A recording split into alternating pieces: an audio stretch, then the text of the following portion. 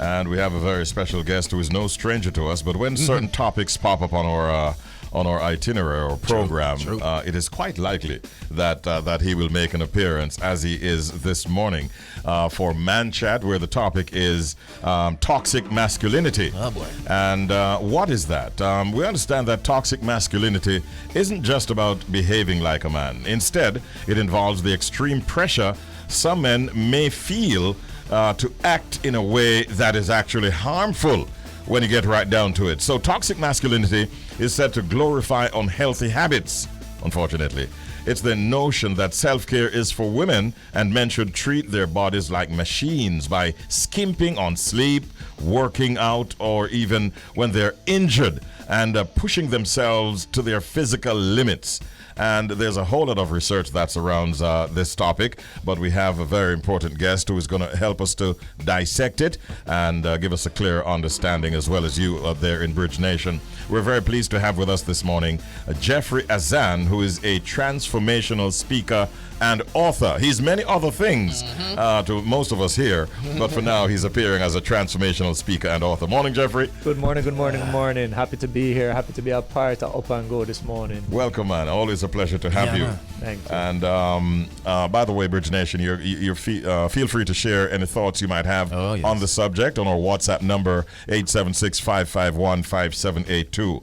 Jeffrey, I think there's a good way that we want to start, and that is for you to ask you if there's really such a thing as toxic masculinity, and how would you yourself define it? Well, if we're really exploring the word toxicity or toxic, we're talking about poison. We're talking about something that is harmful to the body. And that's really what it is at the end of the day. It's an extreme. Okay? Poison, medicine is poison. You know, drugs are poison. It's just a matter of dosages. So toxicity, toxic masculinity is a too much of a perception of what it means to be masculine. And so you're really taking it to an extreme. That's good.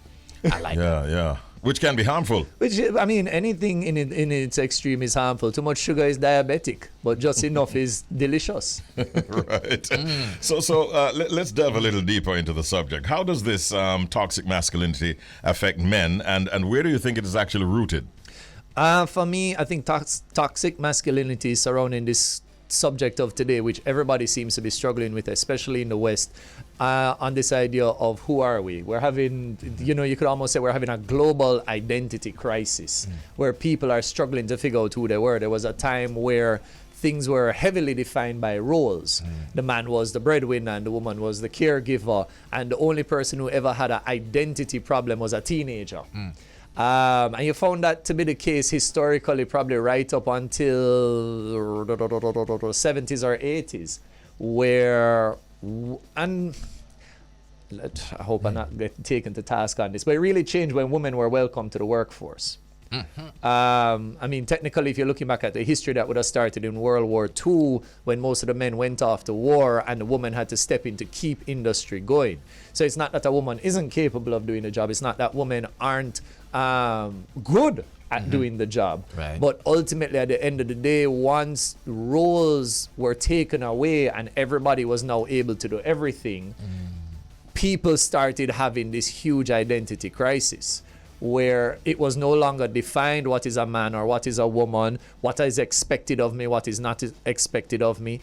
And so you now have not just, let's not go into the other topics, but there's many topics that are now springing up out of this identity crisis, toxic masculinity just being one of them. All right, my turn. Here we go now. So for me, my side, here we go. I don't know nothing about toxic masculinity, right? I just know about masculinity. Okay. Right? And I feel like this whole toxic thing, I blame social media, you see me? But watch this now. What I think happened with this toxic masculinity thing, Jeffrey, you can help me. Sure. All right. So what I think happened is that there's just masculinity. Okay. Right? But over time, we've realized that certain characteristics that are associated with masculinity were actually harmful, weren't as good and I just feel like these are just the characteristics of masculinity that women just don't like. That's what I think. Yes and no, but you see, it depends on who you're talking to. Just because they're the loudest in the room doesn't mean they're right. You know, very often when you talk to the people who are in the middle, they have a softer voice, but they're the much more rational, the much more understanding individual.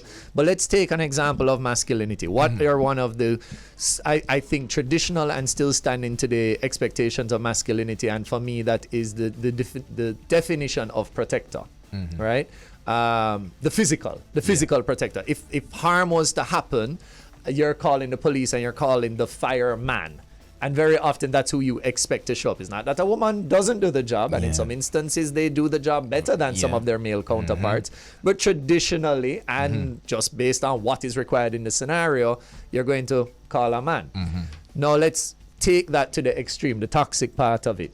What if protection becomes territorial, and territorial then becomes jealous? So now I'm willing to fight and protect just because of my perception, not because of actual threat.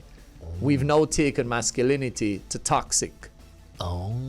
So it's not that there's anything wrong with the definition of masculinity. It's a matter of taking it to the extreme. So let's say within your role, how you as an individual define masculinity is as a breadwinner. That's another common traditional role. But are you going to tell your woman she can't have a job and she cannot earn an income? And because now that becomes toxic. So it's extreme. Always about the extremes. You know? Let's look at societal norms. The question I want to ask Jeffrey is, do you believe that what societal norms do you believe are harmful to men, and how can we address these? I think the biggest one is the push down of your emotions. I had the privilege of being on Chasing Purpose a little while ago, and not the same question, but it's somehow the same answer. It comes back to the point of it's not about not feeling your emotions, but there's a time and place for everything. And, you know, we're looking at a generation or 2 generations away from a war generation. There's no place for emotions in war. You know, it's kill or be killed. That's what war is. But they then had children, and they could only pass on. I mean, Shells, how old are you? 28. You're 28. All right. What if at 22 I took you and threw you in a battlefield and you survived that battlefield over the next 2 to 3 years? That would become the largest defining factor of your existence. True. Yeah. All right. Now, 26, you have kids. What do you teach those kids? You teach those kids how to survive in a battlefield. And et cetera, et cetera. So we're having a multiplying effect. But in terms of the societal norms, it's definitely this big one that men shouldn't have feelings. Or I think, again, we're going into a toxic side of it now. Men should have all the feelings all the time, every second of the day. When the reality is there's a time and place for everything. You know, if somebody dies, some people that will be the time for them to grieve, but some people that will be the time for them to spring into action.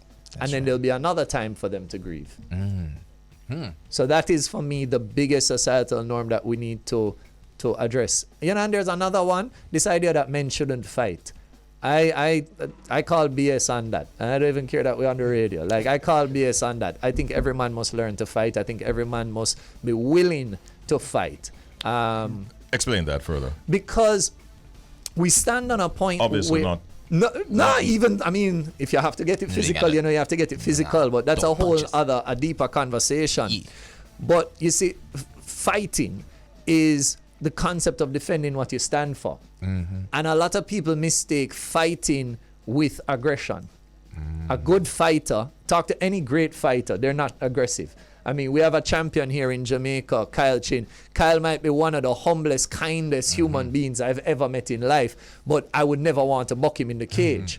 But what Kyle has that a lot of people don't is Kyle has confidence. Kyle has willingness to stand behind anything he believes in. Kyle has the fortitude to defend any point he stands on.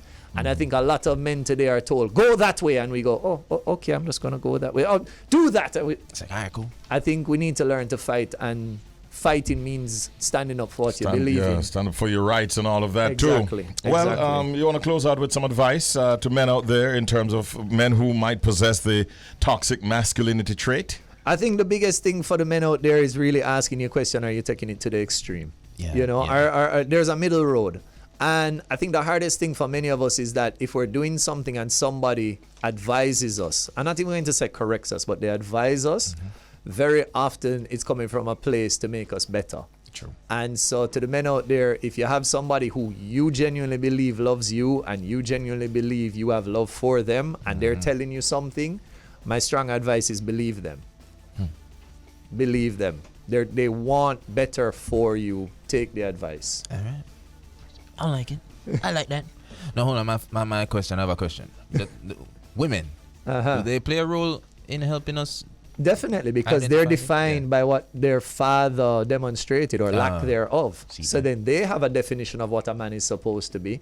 And they may very possibly spur toxic masculinity again. Facts. You know, a lot of, we can take it from a more common example, men raised by a single mother.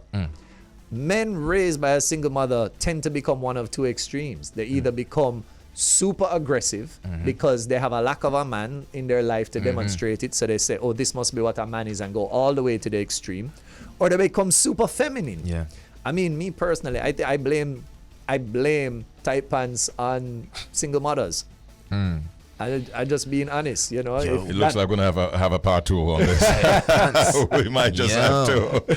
Jeffrey, it's a pleasure, man. Always. You added a lot of value to the feature Man Chat this morning, and we've learned a lot about toxic masculinity. We appreciate it, and we look forward to having you again with us sometime soon, bro. Thank you very much. All right. Thank you very much. Always a pleasure, Respect, man.